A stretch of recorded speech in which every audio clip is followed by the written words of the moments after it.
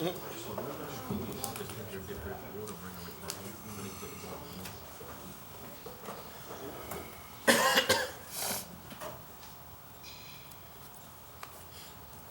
getting everybody situated. We're about ready to go. You let me know. Are we on? Okay.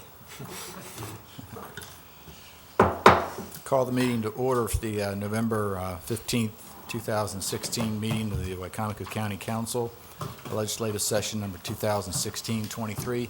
Those that like to stand and join us in the Lord's Prayer and Pledge of Allegiance, please do. Our Father, who art in heaven, hallowed be thy name. Thy kingdom come, thy will be done, on earth as it is in heaven. Give us this day our daily bread, and forgive us our trespasses, as we forgive those who trespass against us. And lead us not into temptation, but deliver us from evil. For thine is the kingdom, and the power, and the glory forever. Amen. I pledge allegiance to the flag of the United States of America, and to the republic for which it stands, one nation, under God, indivisible, with liberty and justice for all.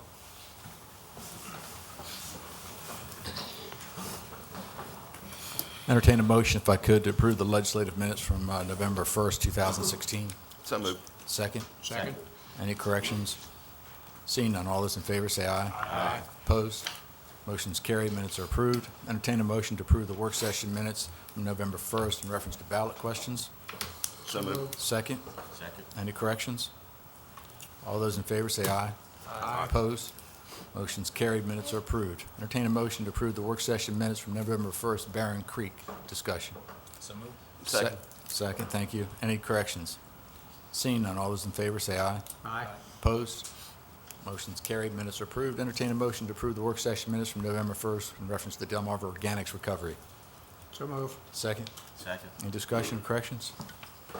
Seeing none, all those in favor say aye. Aye. Opposed? Motion's carried, minutes are approved. Mr. Kramer, we're ready for you. Good morning. Mr. President, gentlemen of the County Council, ladies and gentlemen. First item for Council's consideration today will be a public hearing, and the purpose of the public hearing is for the renewal of the Comcast franchise agreement. The county is authorized under federal and state law and authorized further through the county code to enter into franchise agreements with cable TV providers. And in 1984 and subsequently in 1992, and the county council entered into contract agreements with Comcast, and Comcast is requesting that there be a renewal again of the franchise agreement, which expired June 18th, 2016, but which is carrying forward under its terms until a new franchise is adopted. That is the purpose of the public hearing. It's been advertised in the newspaper as is required, and if it pleases the council, Mr. President might open the hearing. Thank you, Mr. Kramer. At this time, we open the floor for public hearing on resolution number 141, 2016. Anyone that has any comments, please come to the podium, state your name and your address and your concerns.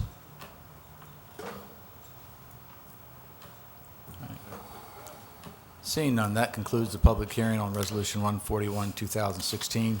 I think we'll move the resolution forward and schedule it for a final work session on our next meeting, December 6th meeting, if we could. Thank you.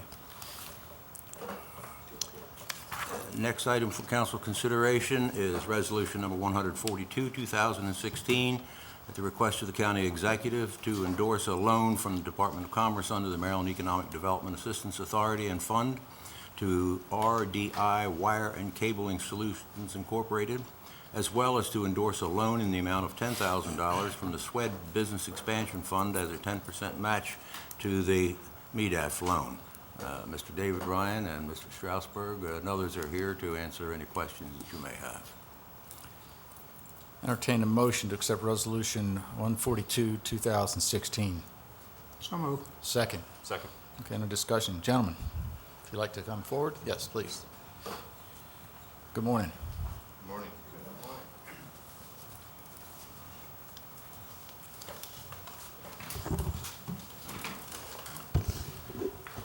if you could, make sure you grab a mic and let the public know who you are and who you represent. That'd be great. I'm David Bernstein, President of RDI Wire and Cable Solutions, and we'd just like to thank the council for their consideration with their expansion. This has been going on for a couple of years now, since Labanau made an announcement they were leaving Salisbury. We worked hard to penetrate Northrop Grumman, Bell Helicopter. At the present time, we have several contracts in motion with Bell Helicopter, and we look like we're positioned very well as we go into the 2017. We look forward to an exciting time in Salisbury, both for Salisbury and for our community and company to expand our operations and let this thing go as far as it can go. Great, thank you. And I'm Paul Maloney, I'm the Operations Director. I'd just like to say thank you also, the same thing. Busy times right now, like Dave said, we just, in the process, we've got several RFQs in, we've already won a few of them. I think 2017 is going to look very well. Very good. Thank you. And I'm Dave Ryan with Salisbury Wicomico Economic Development. Thank you for allowing us to come forward today. The reason we're here is I want to add something. They do have their AS 9100C certification, which better allows them to compete for more contracts in the military and commercial markets. They're also a veteran-owned business, as we just surpassed Veterans Day. So thank you, Mr. Bernstein, for your service and their certification as a veteran-owned business. And we have an opportunity to grow that cabling business again, and I think it wouldn't surprise me in the next several years to see, we're looking at 50 new jobs right now, but it wouldn't surprise me to see additional jobs in the very near future. We're blessed to have some seasoned, very experienced managers in that. It's a complicated industry, and we're blessed to have these folks here with us today. The reason we're here is we're pursuing a state loan of $100,000. By statute, requires a 10% match from the jurisdiction, and we've served as that match from our SWED revolving loan fund, which has been approved. So we're just asking for, the state doesn't want to do anything the county doesn't want to do, and I can't imagine not wanting to, but that's why we're here today. I also want to thank Mr. Culver and Mr. Strasberg, as usual, for all of their help with the project as well. Mr. Ryan, could you give us some history on the revolving loan fund, how it came about and how it works? Yeah, sure. Going back some years, we started a loan fund from interest differentials. In other words, the state funds that we're pursuing today, it was in a different structure years back. And so we would borrow funds from the state and reloan to a company at a similar rate, and we upped that rate a little bit by 1/8 of a point or so, and that served as an interest rate differential. We put that money into an account and went to the state of Maryland to match that when the funds came available in later years. So we've essentially used that fund to provide for the county's match based on these statutory requirements. So there is no liability on behalf of the county for these funds. So it's gap financing. It's for job creation activities. This is a manufacturing business. It's high growth opportunities. We're happy to do it. Thank you. Mr. Holloway. Any other questions? Mr. Aye. Councilman Hall. I'd like to thank you for taking advantage of the opportunities that are available in the state, and I hope things all go well for you, and I'm sure they will, We hope so. looking at your past history. Yes, thank you. Any other questions? I'd simply like to add that we appreciate you being here today. We appreciate the efforts that you're taking. As I see it, the contributions that you've already made to this county and to the state and even greater go without question. It's been absolutely phenomenal as far as the successes. I think you were involved in entrepreneurship before it was cool.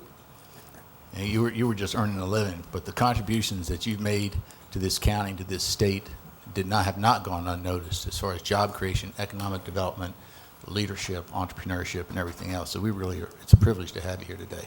Thank you very much. You're welcome. Any Thank other you. further questions or comments? All those in favor of Resolution 142, 2016, say aye. Aye. Opposed? Motion's carried. Resolution passes. Thank you very much, gentlemen. Thank you. Thank you very much. Thank you, Dave. Dave, you were included in the gentleman part as well. I'm calling it a lot worse. Gentlemen, it's a nice one. Thank you. Thank you, Mr. President. That's all I have for right now. Thank you, Mr. Kramer. Good morning, Mr. Roser. Good morning, Mr. President, council members. I call your attention to Resolution 143, 2016 concerning the fuel inventory audit.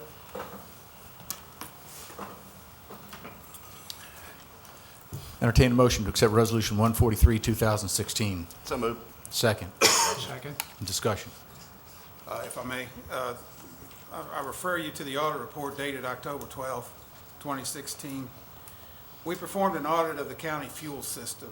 This is the third full audit of the fuel system. At the time of the audit, adherence to controls over dispensing fuel and related billing was at an unacceptable level of control.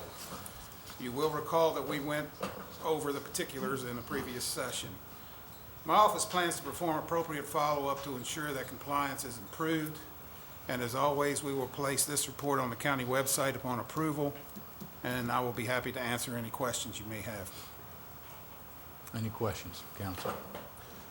You note in your conclusion that there's oversight's inadequate, compliance is inadequate, but I believe you've stated that there's no indication that there's any indication of fraud or anything like that. Is that correct? Can you elaborate a little bit on what's inadequate and what the concerns are?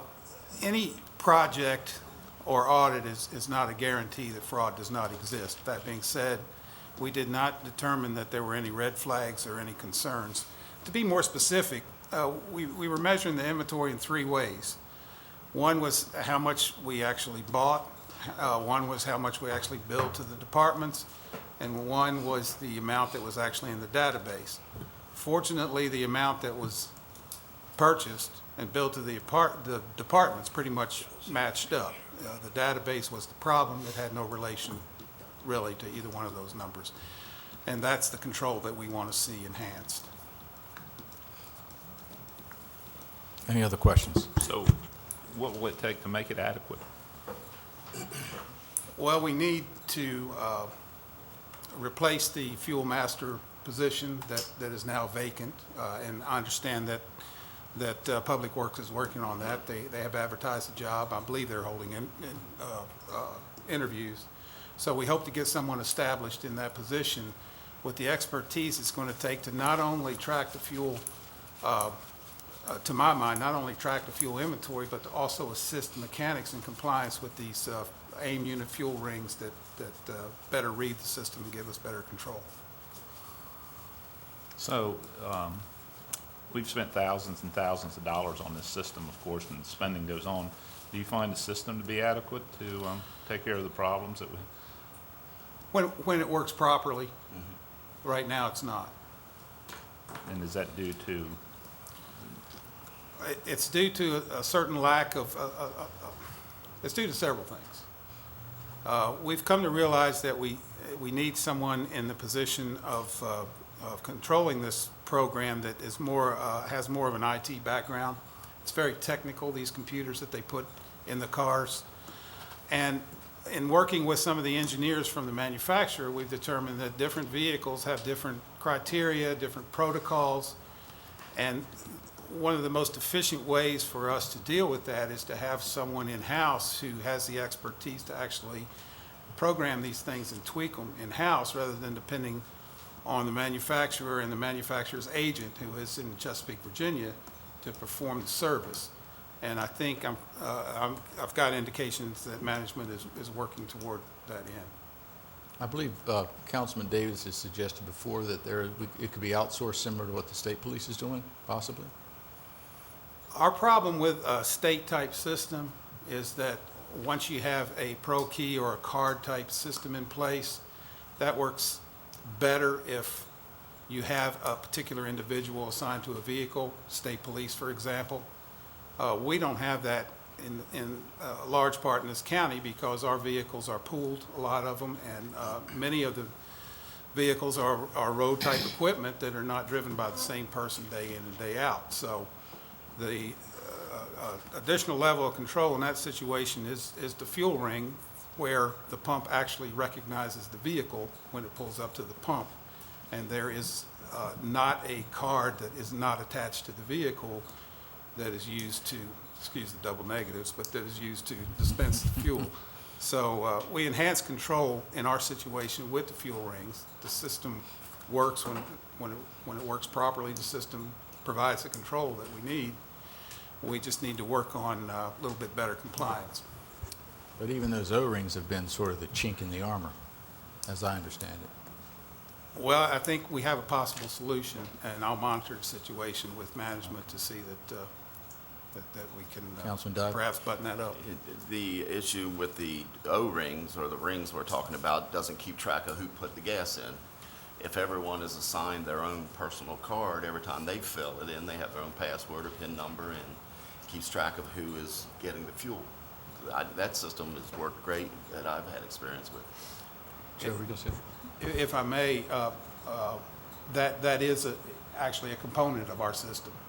You have to have an employee ID number in order to dispense fuel, and that end of it is already in the works. The problem is that particular employee may be driving a different truck tomorrow, and so if we want to track the fuel by individual, it's not really doable for the county because that individual could be moving from vehicle to vehicle over time.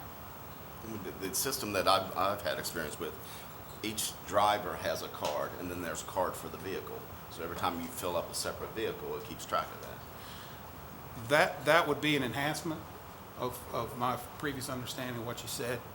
I think the fact that these AIM units are attached to the vehicle on a computerized basis that are not only allow the pump to identify the vehicle, but also to read that vehicle's computer to give us metadata as far as mileage and a lot of other information about the vehicle that may not be provided by a card system like you described. You know, I was here when this system was purchased, and there was a lot of questions about it then. And I guess if you think about the different applications we have, like you say, off-road, on-road equipment, lawnmowers, weed eaters, I think it's going to be hard to find a system that's going to be perfect, that fits the bill for everything. You've got too many variables there. You know, from reading your audit, I know there's a lot of improvements that can be made, but you know, guys out running the small tractors, the large tractors, and these trucks, a lot of them aren't able to go to the gas pumps. They have to use cans. So I think there's going to be a situation there where it's never going to come up exactly the way it should be. So and it sounds like you're hoping for the best, but that's. Well, you're exactly right. I mean, there's situations where you're not going to be able to use this system, and you have to depend upon management to monitor those particular applications, and that is always going to be the case. You always have to fill a weed whacker with a gas can. That aside, we're trying to look at the larger volumes of fuel that are being pumped to control it that way in hopes that management will control what goes into the cans. And I haven't seen any evidence of abuse as far as that goes over the years, and keep, you know, looking at this system, so. Yeah, I would think that, I mean, of all the hundreds of thousands of counties in the United States, we all pretty much do the same thing. And I would think we don't have to try to reinvent the wheel. There has to be at least one county in the United States that has a system that works perfectly. It's out there somewhere. That might not be correct. That could be too optimistic, I don't know. Most other situations that we've looked at as a county use the type of system that Councilman Dodd just described. We think in light of the volume of especially diesel fuel that this county uses and past history, that perhaps a more robust system is something that this county needs. I think we have it. I think if we get the right people in place to run it, that will be up and running. And I'm optimistic that we can get this straightened out and have what we need. All right, thanks for, Joe. Well, we've come a long way from where we were 9 years ago. Anyway, so that's a good thing. Any other questions? Seeing none, all those in favor of Resolution 143, 2016, say aye. Aye. Opposed? Motion is carried, resolution passes. Next on your agenda, I call your attention to Resolution 144, 2016 concerning the auditor's annual report. Entertain a motion to accept Resolution 144, 2016. So moved. Second. Second. Discussion. If I may have a short presentation. The Office of the Internal Auditor for Wicomico County would like to submit a progress report for my 6th year in office. Your internal auditor would like to thank the county council once again for the opportunity to serve Wicomico County in this capacity. I would also like to thank County Executive Bob Culver, Council Administrator Matt Creamer, and the Wicomico County Audit Committee for their invaluable support during the past year. Additional thanks go to department heads, county accounting professionals, and all other associates within the county and the state of Maryland who have been so supportive in their interest and openness when it comes to addressing various county issues. Any success we enjoy as auditor and audit committee is directly attributable to the people who make Wicomico County succeed. Everything we do is designed to improve the efficiency and effectiveness of Wicomico County. We completed 10 audit projects in the past year, including purchase card, box office, munis security, and overtime. Scope and objectives for audits underway and other planned projects can be found in the FY 2017 annual audit plan. Many of our completed projects require follow-up. Subsequent work on many of these audits is just as important and time-consuming as the audit itself. We performed additional work on numerous completed projects. This office assisted in requests for assistance along with several investigations involving various factions of the county on a variety of subjects. Additionally, we completed numerous reports and projects for the benefit of the Office of the Internal Auditor, County Council, and the County Executive. The Office of the Internal Auditor would like to thank all those who participated in the various projects undertaken, the quality of relationships previously developed with council, senior management, and county associates in the spirit of cooperation for the betterment of Wicomico County and an effort to improve efficiency and effectiveness was further developed to everyone's benefit. And once again, I hope that all stakeholders view any small contribution this office made in the past year favorably. Respectfully submitted, Steve Roser, CPA, Internal Auditor. Thank you, Mr. Roser. Any other questions from council? Steve, I'd like to thank you personally for all the hard work you've done. It's been a pleasure to see your work ethic, the type of integrity you bring to the table, and the perseverance you have on so many of these issues. You've done a fantastic job, as always. So thank you for all Mr. that. President. Seeing none, all those in favor of Resolution 144, 2016, say aye. Aye. Opposed? Motion's carried. Resolution passes. And if I may, I have one other small item. I'll refer you to the memo dated November 2nd, 2016. This was a scheduled follow-up for the September 2015 munis security audit.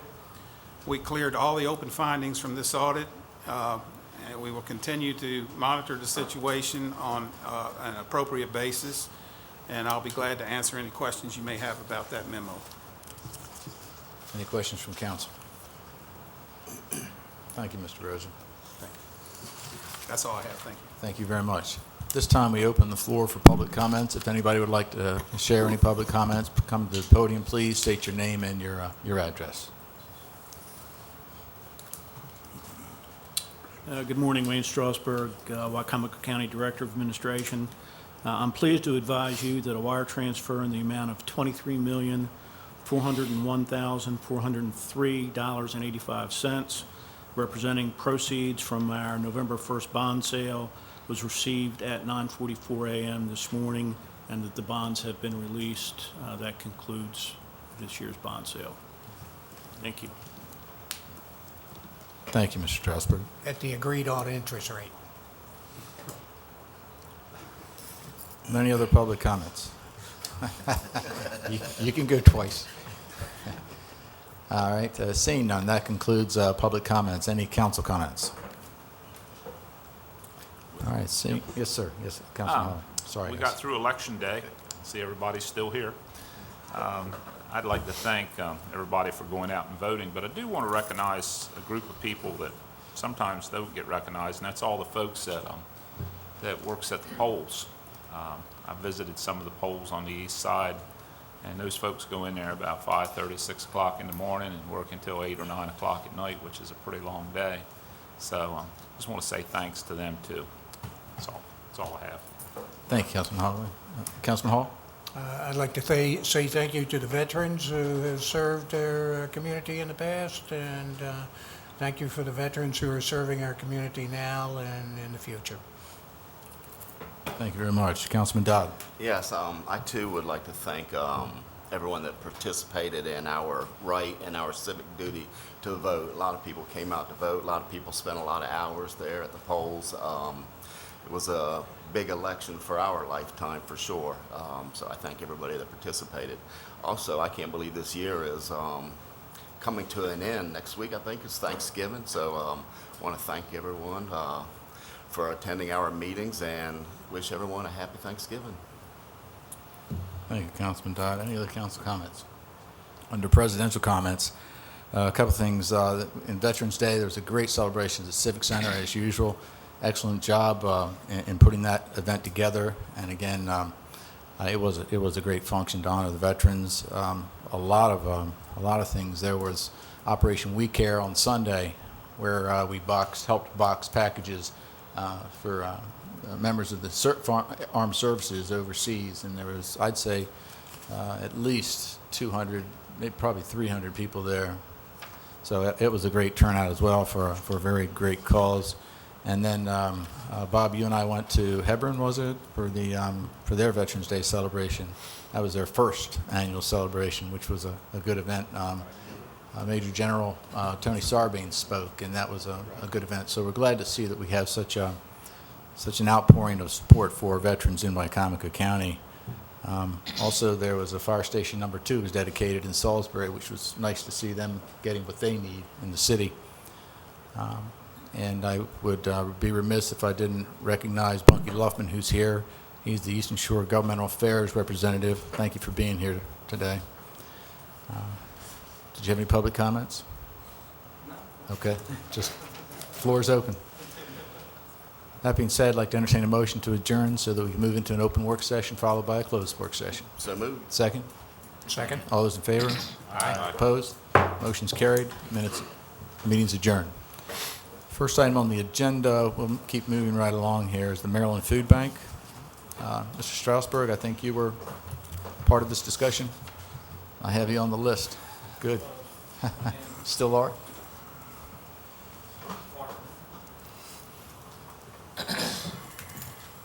Good morning. Morning. Yeah, this is rather straightforward.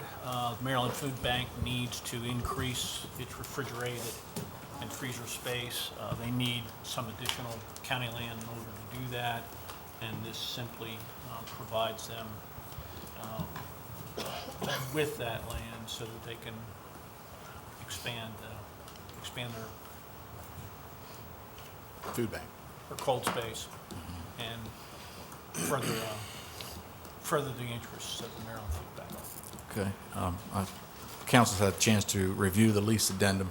Were there any questions? Sorry, how much land is it? It's not a whole lot. It's not a whole lot. Small fraction of an acre, I believe. Yeah, it's 400 square feet or something like that. Yeah, it's very, very minimal. I don't recall if this was done quite some time ago. It should be in the package that we It is. gave you. 450 square feet. 450 square feet, which is like a tenth of an acre. Any other questions? I noticed Yes. Purdue has their name on that freezer out there. Is that correct? I think they provided it originally, Yeah, Joe. it's just mention of them, that what they do for the community, Absolutely, you know, absolutely. Tremendous partner. yeah. All right. Any other questions? All right. What's the next step? Just move forward with it? Just move forward with it. I think they have funding in place, so it's just a matter of them proceeding with what they need to do. Will this be coming On the back parcel. to us for a formal resolution? It'll be a public hearing. Have Okay. a public hearing on it. Do we need to establish that now? We can, Okay, if we could, December the 20th. December the 20th would be good. Okay? Great. Thank you, Mr. Strasburg. Thank you.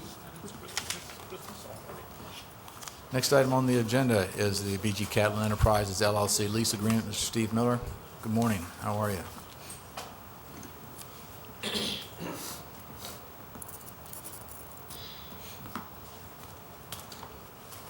Good morning. So this is just a lease agreement for Pemberton farmland. So we put this out to bid, and our previous bidder, that term had expired, so we put this out to bid, and this is the, in this case, the highest qualified bidder. So the term would start at the end of this year and be a one-year lease, renewable up to 3 years, so. Okay. Who farms that now? Callaway Brothers. Yeah, pardon my voice, I'm recovering from a small cold and a trip to Disney, so, Sound like fun. but yeah, the Callaway Brothers were the previous leaseholder, and now it's this BG Catlin. Any questions from anyone? Steve, I did have a request from another farmer who wasn't aware that this land was up for lease.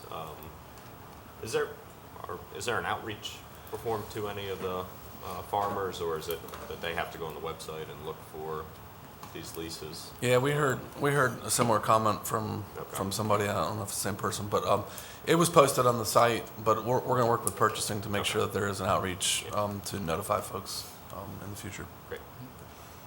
Where'd you come up with the annual increase based on the consumer price index as opposed to a standard percentage? That's historically that's what it's been. I don't know the history of that, but that's historically what it's been. Okay. Any other questions? Again, where do we move from here? A public hearing. To be We can have scheduled. it December 20th as well. Excuse me? We can have that December 20th as well. December 20th. Okay, for a public hearing. Great. Anything else, Mr. Miller? No, but I'm up again, so. Yeah, okay, yeah. You're doing a lot of good work. Thank you. Next item on the agenda is Wicomico County Land Preservation Parks and Recreation Plan. This is a big one.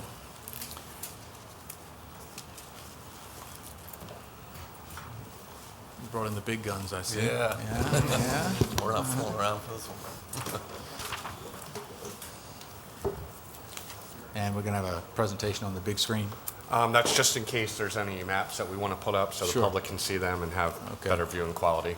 All right. Has this been distributed yet? This is the old plan. That's the old one. Yeah, Is there a we've- new one coming out? Yeah, that's what we're talking about today. We submitted a draft. You have submitted a draft. Okay. Yeah, that was submitted to council for review. The first 4 chapters and the executive Right. summary. Mr. President, in addition, the first 4 chapters as well as the executive summary have been added to the Parks, Recreation, and Tourism website for public review as well as a public comment form. Great. At this point, we've not received any public comments. However, as we're working with council over the review of this, prior to adoption, we will keep you abreast of any type of comments that are delivered to our attention. Okay. All right. We're gonna- If you would if I begin. can introduce Be the fine. topic here. So we're here to discuss the first part of our LPPRP, which is the Land Preservation Parks and Recreation Plan. That plan is updated every 4 to 5 years for 2 primary reasons. Number one, this plan is a requirement by the state of Maryland for us to be eligible to receive program open space funding. But number 2, it's also a planning document that we use internally to help us assess our open space, to help us assess our facilities and match them to the needs of the population, and then also to help us identify what gaps there may be in our service, if any. And of course, we use all these things as a tool for capital recommendations. So it's a requirement of the state, but it's also an internal tool for our planning. I did mention that it's updated every 4 to 5 years, which is true. However, you might have recalled seeing this sooner than that. The 2013 plan was actually late, and it was adopted in August of 2014, which was just over 2 years ago. So what you're seeing now is just merely an update of that 2013 plan, which again was just approved and enacted 2 years ago. So what you're going to look at, what you'll see is some facilities that have changed over the last couple of years, have been updated. Things like program statistics have been updated, and at our next work session, we'll talk more specifically about Chapter 7, which has some updates on capital planning, where we project that will be in the next 5 to 10 years. So in terms of the timeline, we've already vetted this first draft with our Recreation and Parks Commission in October. They gave unanimous approval to move forward to this stage of the process to view with council. We're here today and again in December to get your thoughts and feedback and any comments or questions. And then the first draft will be submitted to DNR by the end of this year, December 31. After that point, we'll get comments back from the state. We'll come back sometime in the spring, and the plan is due to be adopted by the end of next June. With me today is Bob Kriebel from Urban Research Development, URDC.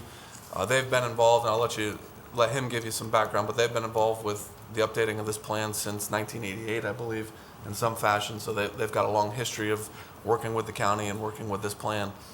So I've asked Bob to be here today to kind of walk us through some of the highlights of the plan and some changes that are required by the state and some of the things that you'll expect to see in there. So with that, I'll pass the floor to Bob, and if there are any questions, we'll be happy to answer them as best we can. All right, thanks. Thank you, Steve. As Steve said, URDC has been helping the county with your land preservation, parks, and recreation plans since they first started being required by the state in 1988. URDC does quite a bit of park and recreation planning, and I think it's fair to say that Wicomico County has developed one of the finest recreation and park systems, both from the standpoint of the planning and the elements that you have in that system, as in any other small to medium-sized county in the eastern United States. What you've done is exemplary, and your service in parks and recreation is outstanding. The plan itself is going to discuss the physical characteristics of the county, the demographic characteristics, and touch on the current planning policies and objectives for parks and recreation. We looked at three different types of parks identified through the National Recreation and Park Association: neighborhood, community, and county parks, and they differ by not only the size of the park, but how wide their service area is. What do you expect them to draw residents from? The plan looks at the need for both parkland and recreation facilities. The state requires that the county, in order to be eligible for program open space funding, provide 30 acres of open space for every 1,000 residents. And Wicomico has met that guideline every time since 1988. And now the actual provision is 36.3 acres per 1,000. So once again, the county will submit to the state that you have met your required goal for continuing program open space funding. There is an analysis of facilities that uses a supply and demand model from the state, and this particular version in 2017 has identified future needs or current needs for softball facilities, facilities in tennis, golf, disc golf, swimming pools, and boating ramps. As Steve mentioned, we're going to be discussing capital improvements at the December meeting, and we can start getting into how the county will be attempting to help meet some of those needs. The plan also looks at additional needs for the population in 2020 and 2025, because, of course, as the population grows, so is the need for parks, recreation, and open space. Plan also addresses bikeways and walking trails, heritage tourism, water access, recreation programs, tourism, and finances. 2017, the state required, or it requires one of two new elements in the plan. You get to pick which one you're going to do. And for 2017, what we've done is what they refer to as a proximity analysis. In other words, how far are your park and recreation facilities from the residents? And the guideline is within a 5-mile radius. And that's for large rural and county-wide areas in the state guidelines. So, Keith, you want to put the maps up there? Absolutely. Just give me 1 minute to get everything fired up here. We can take a peek in the back of the book, and I can tell you, obviously, that you're going to find an outstanding coverage area for all of the specific recreation facilities that this analysis looked at, which included aquatic facilities, bikeways, countywide facilities, pavilion and picnic facilities, trails, and water access. The green area is the coverage area. This particular one, I believe, is, it's hard to read what the picnic and pavilion areas. Okay. Obviously, the entire county. Very impressive. Next map, Keith. That one is aquatic facilities.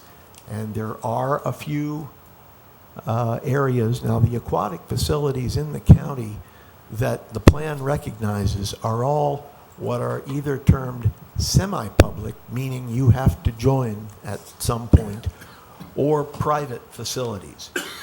Our understanding is there are no public swimming pools in the county, but the state has accepted the use for this analysis of semi-public and private aquatic facilities.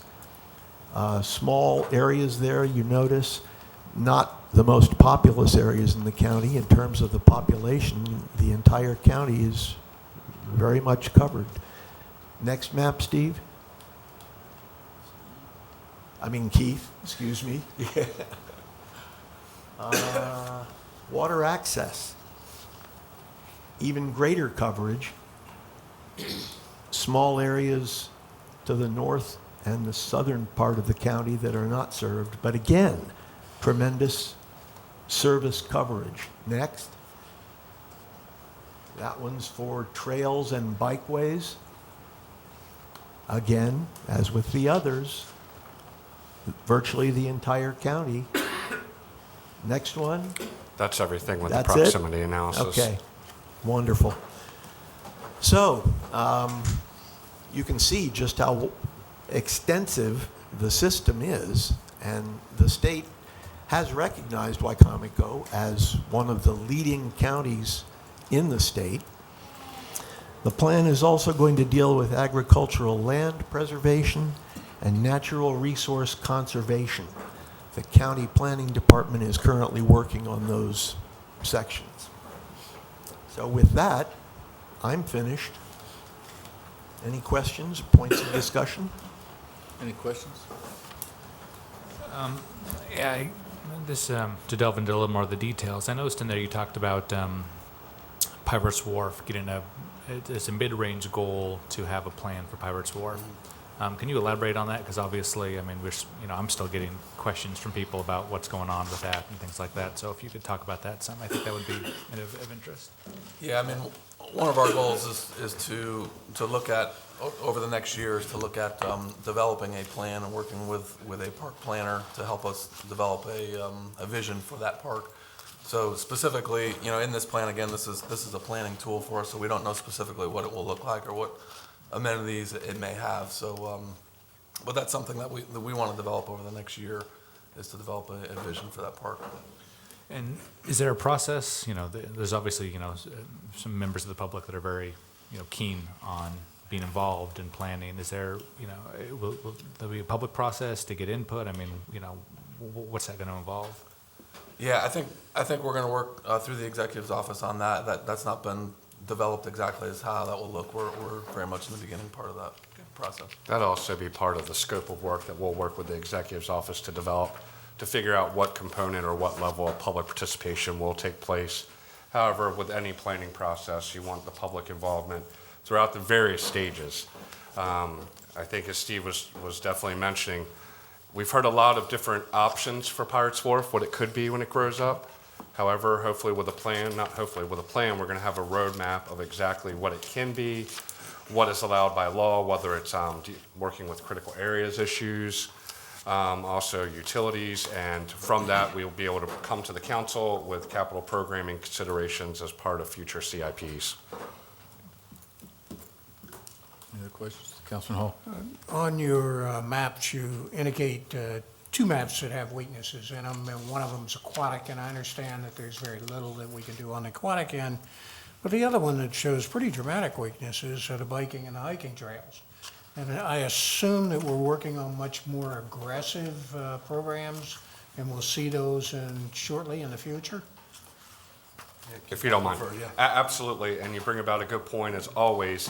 When looking at this proximity analysis, we worked with the data as a starting point of what we had. However, we know that when you start looking at the gaps, you'll see them more in the rural areas of the county where biking is permissible. So I think part of this is going back and evaluating the data again to make sure that we've got all the data so that we get a full coverage as we should have for biking facilities. And then as a function of whether it's the Metropolitan Planning Organization, the county, as well as the municipal jurisdictions, there has been a big push in the area to create a regional bikeway network. Thank you. If I may as well, to expand on that a little bit, you notice the 5-mile coverage areas are all a radius around each facility. Bikeways and trails are a different type of facility, and you could analyze them in terms of 5 miles in a straight line away, basically a 5-mile width from the facilities. We haven't talked to the state about that, and I don't know what effect that might have on the map. So what we did was just continue the accepted practice of the 5-mile radius. I understand. You were mentioning, I think you said something, the geographic proximity, like within 5 miles, there had to be that radius. Was that in this plan? I don't recall seeing that specifically in here. The proximity analysis is being folded in as part of the appendices. So the first 4 chapters, you've not received that information. Okay. As we come back to council at your first meeting in December, which I think is December 6th, that information will be presented in detail, Okay, as well as the facilities information. okay. So you say we skew towards that instead of the numbers per thousand?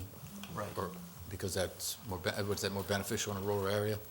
Well, yes, because what you're talking about is the location of a facility relative to the people that are going to use that facility. Right.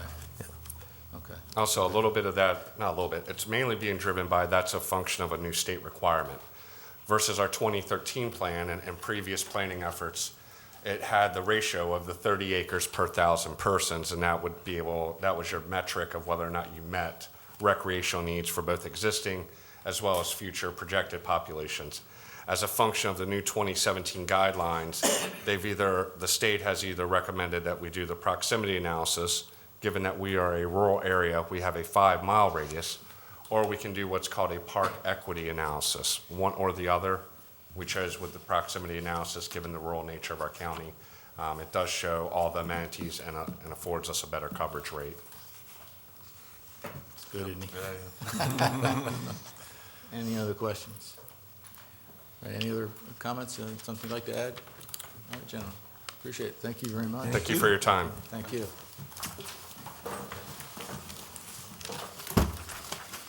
Next item on the agenda is the Wicomico County Comprehensive Plan. We have with us Mr. Keith Hall, of course, and I believe the privilege of Mr. Jack Lennox. Sorry, I'm playing musical chairs this morning. Good morning, Mr. President. Good morning. Council members, how's everybody doing today? Well, keep coming. Doing great, thank you. Thank you. Terrific. Thank you for your time, as always. We come in front of you today to see if there are any questions, outstanding questions that council may have about the draft 2016 Wicomico County Comprehensive Plan, as well as discuss the plan adoption process and potentially put out some dates for your consideration. However, before getting into the actual adoption process and any potential dates, again, we wanted to open this up. I know we've had quite a few meetings over the past year. We know this is an extensive policy document that's going to drive growth and development in Wicomico County for the next 20 to 30 years, and given the importance of it, we want to make sure that this council's had appropriate time to vet it before moving forward for ultimately a public hearing. If that's the case, we better get it done, because nothing else is driving growth and development right now. Any questions? Yes. Yeah, during one of our past meetings, we had that, the document that was talking about the town growth areas. Yes, sir. That's separate but related from this, correct? It's separate, however, it is related. Okay, I mean, okay, Excuse me. okay, yeah, 'cause it went up to Sharptown and went to their town meeting, and they were not kind of aware of any of this, desire to, I guess, rezone county land around the towns, which is what we were talking about, so. You know, that's one of the concerns or challenges as we move forward. When Sharptown completed its plan in 2008 or 2009, as a function of the municipalities adopting plans, they had to put in future areas for annexation consideration.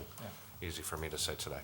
As part of that, before they could adopt, they being the incorporated jurisdictions, they met with staff to make sure that whatever they were proposing as part of their municipal plans were consistent with either our county plan or our county zoning.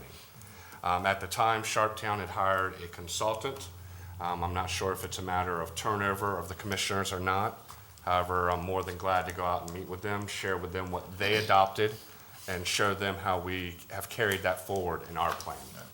I mean, I don't think they were saying it was inconsistent. They were just, when we were talking about, the changes we were, going to make so that we were all consistent, the county and the towns, that they were not kind of aware of those efforts. So I would just encourage efforts to reach out to the, outlying municipalities so that we're all working on the same page in all this, so that they're planning and our planning, and, we're all getting along. So. Absolutely. That's our goal, as we've said all along. We strive for consistency, not just within our own internal documents, such as the water and sewer plan, Steve's document that you just heard, the land preservation, park and recreation plan. Equally important is recognizing the municipalities, what their future growth considerations are, and how that is equally balanced within the county plan as well. With the passage of time and turnover and commission members, that's understandable. Which is why it's good for the towns now, all of them, to start going back and looking at their own plans. But feel confident that what you have in here is what they adopted and they presented to us. So it's almost cyclical. Yeah. We waited as the county for all the cities and towns to complete their plans before we put our plan together to work through the planning commission as well as the county council. Everybody's on a 10-year review cycle now as a result of changes in state law. Given that, it's time for example, Sharptown to start opening their plan up. So we'll be out ahead on this round, and then they'll update their plans, and we come back and the cycle continues. When does this 10-year cycle for the municipalities and the towns? It's based on the adoption. It's a loose, I shouldn't say loose, it's a review, and if necessary, amendments. Most of the cities and towns began updating their plans completed the update of their plans between 2008 and 2010. So as you've seen, we've been almost a year working through the discussion after the plan's been fully developed and gone through the planning commission. It takes approximately, a year for the smaller towns, maybe a little less. So in order to get back to this 10-year deadline, they'll need to begin thinking about changes now. 18 to 2000 is when most of them hit. Yes. Okay. 2020. The references to the zoning, such as, 1 and 3, 1 and 15, 1 and 3 in the cluster, that's all coming out, is that correct? No, sir. That's It all stays. The zoning that's a function of zoning. Yeah. That'd be that's a different story. Right now, we're looking at our policy document being the plan. The plan doesn't have the regulatory teeth It's regulated or implemented as a function of going back and making changes to either the zoning map or like the council did with the chicken house legislation, the actual text in the zoning code. But there's nothing in the comp plan that you have, the draft comp plan, that would direct yourselves to go back and change the 1 to 15 or 1 to 3 cluster. That's still on the books unless you decide to make changes later. That 1 to 3 cluster I just saw was even mentioned in the plan we just went through the parking. Yeah, again, that's It's meant still, as a cross-reference, it's there. Sure. That'd be a continued discussion as far as the ag chapter, but emphasizing what Jack pointed out. Staff is not advancing, nor is the planning commission advanced any changes to zoning density in the A1 zoning district. I always get this mixed up, though, 'cause I mean, I was out for 4 years, so, but I always get this mixed up as to what the mandates from the state override that. We look at the And why do we state, keep referencing it if it's been overridden by the state? while the state didn't override our zoning density, what the state essentially did, in the most simplistic way of explaining it, is created an overlay zone on top of our zoning districts. But we And view they've that as set, temporary. and they've set that, exactly. And we're coming up with hybrid solutions for their consideration. While it didn't change the one house per 3 acres, 1 house per 15 acres, it set caps of how many houses you could have on septic. as a function of subdivision. We'll leave it in case we need to use it again. We know we've presented a plan for your consideration and consensus to where your land use plan, your growth tier map, as well as the hybrid that goes along with changing it, and your priority preservation area map are consistent with county goals, policies, and objectives, as well as when applicable to the municipal jurisdictions. No easy task. One, hopefully by passing this, we also get back in the good graces of the state by becoming a certified county again. That's the goal And with then the, that overlay is lifted. that's the goal with the priority I got you, preservation. yes, yeah. If we don't have Yeah. that part in the ag chapter, that's the first checkbox we've got to go through to apply for recertification of our county ag program. Right. Therefore, that was the reasoning of incorporating it in here. What about the discussion in reference to the water and sewer to the airport and trying to see if we can anticipate some type of development in that corridor between here and Certainly. there? I have not had the opportunity since our discussion, Mr. Cannon, at the chamber this morning, to talk with Keith. Keith's like, looking like, Um, what? You want to handle this? I got this one if you don't mind. Remember that you have the area of the airport that's not just the airport. I mean, you have the runways and the associated support system. Then you have areas around it that you've already designated for airport as in development purposes, commercial parks, industrial-type uses. In addition to that, though, if you look at the zoning map, there's a crosshatch area which is much larger than that, which is also sometimes referred to as the airport zone. Well, it's the radius. And so according to your plans and your codes, you try not only to direct development towards the airport, but you try to discourage development in the radius surrounding that designation. So the recent amendment to the water and sewer plan to work in cooperation with the city to extend water out to the airport would be done in a manner similar to the sewer line, which I know Mr. Kramer has worked on for a long time out there, and it's a dedicated line.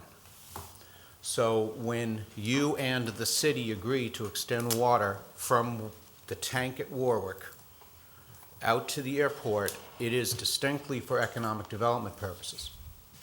And so the state has reflected our own comp plan and said, you understand, we're approving this to serve the area around the airport, just because that is a designated growth area in your comp plan, and that it's not intended to spur residential growth along the way.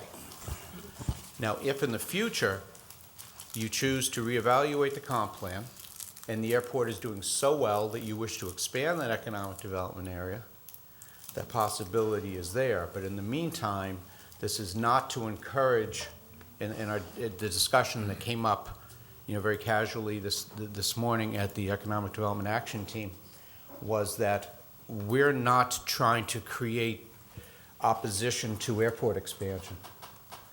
We discourage now higher density development, residential development in the airport area. And so the line that will be located out there will be dedicated to serving economic development. Jack, excuse me, Madam Mayor. You're running that line's gonna run by, you know, a couple pretty large developments, one being the Walston's Trailer Park and the other Yes. being Kilburny. Yes. And both of those, you know, is having septic problems. Now, we know septic and water are two different things, but sometimes, you know, people can't get wells in because of the septic system. Sure. What are the problems with, if you're not creating more growth, but using that line to service those areas? Right. Is that gonna be able to be done? I think that- If it ever came up that would have to be? It can be done, but I think that's a decision that you would make and you would sponsor. So if it happens that the Walston Mobile Home Park, it needs water, or Kilburny, as you say, then that is a question that can still come forward. For now, the state approved what we asked, and that's water to the airport. So in the future, it could be? Sure. It's very similar to the circumstances of Morris Mill. Right. And the service there, once upon a time, there was no service going to that area in response to a public health concern, contaminated water. There were state approvals that then allowed the county and the city of Fruitland to work together to extend water service to that region. So if this is put in, will it be sized correctly enough or large enough for future, I think that future use if it had to be? I think it's being sized for the service area around the airport. I don't think you are paying to oversize it. But we can look into that in terms of whether it is a constraint, whether that sizing is a constraint. I mean, there is some constraint, there is some maximum. I mean, it don't make a lot of sense to run that pipe that far, I don't think. You know, in 10 years from now, somebody come along, there's a big problem, however it comes Sure. about, you know. Sure. And say, well, we should have thought back. Sure. Kinda like his, Gotcha. John's dad wanted 4 lanes across the Sure. Chesapeake Bay when they built the I'll- first bridge, and they didn't want to do it. I'll so- play amateur engineer.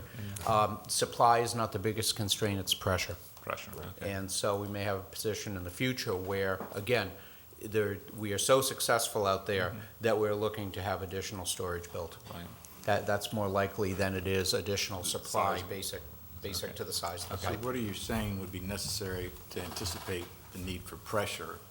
Another lift station or something? Sure. Which would just be part of an upgrade process in the future and not necessary to worry about today? The lift station is sewer terminology. Sure but it is. But more water in the air, basically, just as Salisbury has found. As Salisbury has developed, it's been to have, more storage capacity. So we may be looking at that at some point. And going back to Joe's point, it's easier at times to get the state to work with us, giving us access to a line that's known as denied access to serve existing development when there is a failure, whether water and/or sewer, than it is to serve new residential development. Therefore, I think from a capacity standpoint, what's there from a sewer perspective, I've not heard any indication of upgrading it. So to be the water to make sure that not only is there sufficient pressure to feed the airport business park, but any future non-residential uses coming out there. Well, I guess what I said before, in some cases, somebody goes to put in a new well, their sewer's working fine. It's not a sewer problem, but the well's too close to the sewer. Yep. And so that's where the need Understand. comes in. So. Absolutely. There also could be another long-term solution, that is the looping. You may see, sewer loop back towards 50, and you may see water go back down Mount Herman Road. That could address that future growth as well. And of course, we're always, I guess a new awareness is the industrial property across from the airport. Yes. I would certainly hope that whatever this line might be, that we would be anticipating maybe the revitalization of that, because this is critical for what we discussed about at a prior council meeting. This is critical in Yes. order to even send this to the state. In April, am I right? Weren't we saying about in April, was that when this was? Yeah, there's a cycle, if I understand, because I've sat in on some of these meetings where you can submit for the enterprise zone. Right. The issue, as you briefed before, was that the enterprise zone could not include all of the areas that we know we want to serve, because it didn't have the priority funding status, it didn't have priority funding because it wasn't in the water and sewer plan. I know that the folks involved are balancing those right now. All these pieces are aligning. They're all, now. they're all The- coming together. It may not all hit at the exact same time, but you're right, it'll be soon. The first domino to fall was the water and sewer plan amendment, which the Maryland Department of Environment has approved. So now we can proceed with both PFA status and then ultimately enterprise zone status to really open up any economic development initiatives that could be directed towards increasing growth and development in that region. Okay, because that's what led to the discussion this Yes. morning. And, you know, when you talk about a dedicated line, we still want to make sure that the dedicated line, similar to what Joe's talking about, is also open to other avenues without us having to reinvent the whole process again. Another example would be Warwick Community College. When water and sewer was ran to that facility back, I think, in the late 80s or maybe 91, it was also known as what's called a denied access line, meaning that any place between where the existing service and where the future service was ran could not connect to those public services. However, as time has gone by, we've seen more and more development. Almost as a function of annexation, municipal services have been opened up along that line. And the water tank being the biggest improvement, in addition to that. Okay.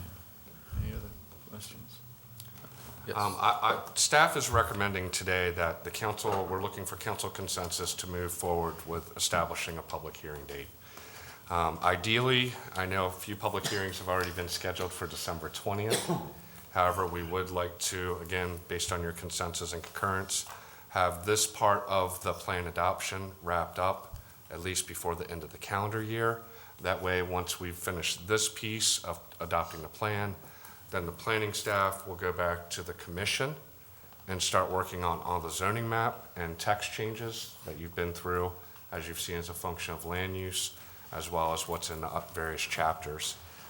If we were to move forward with a December 20th public hearing for the adoption, staff recommends that although we're only required to advertise once for the public hearing, we would go ahead and advertise at a minimum of twice on December 5th and 12th, and that we would have the final document completely revamped approximately by December 6th. Is that okay with everyone? We can put that on the list? Okay. All right, That Jen. concludes our presentation. Great, excellent. As Thank usual. you. Thank you very much. Thank you all. I'd like to recognize the Vice President of the Salisbury City Council, Mir Boda. Thank you for being here today, Mir. Do you have any comments, Mir? Okay, that's great. All right, seeing none, I'll entertain a motion to adjourn the open work session so that we can go into a closed work session. So moved. Second, all those in favor? Aye. Opposed? Work session is closed. We'll take a 5-minute recess before the closed session begins. Thank you.